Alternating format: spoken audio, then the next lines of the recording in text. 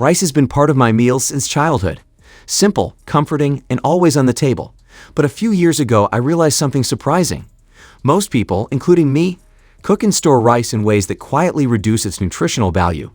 A nutrition specialist once explained this during a routine visit. Rice itself is not the problem. Our daily habits around it often are.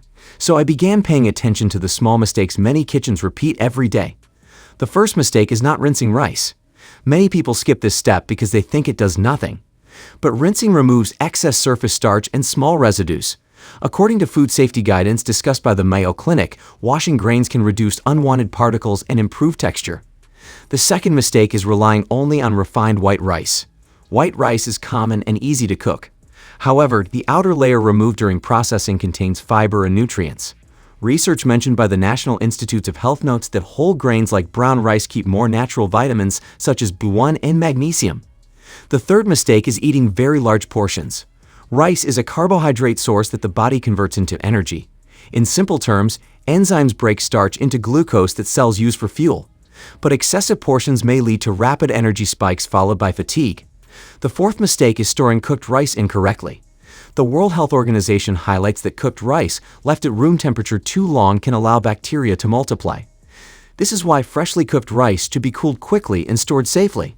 The fifth mistake is skipping balance in the meal. Rice alone is not meant to carry the entire plate. Combining rice with vegetables, beans, fish, or lean protein helps create a steadier energy release throughout the day. The sixth mistake is adding too much salt or processed sauces. Many people turn a simple bowl of rice into a sodium-heavy dish without noticing. The seventh mistake is ignoring variety.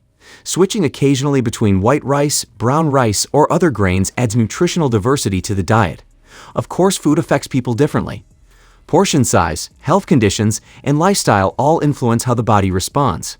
Moderation matters with rice. Some diets may require adjustments.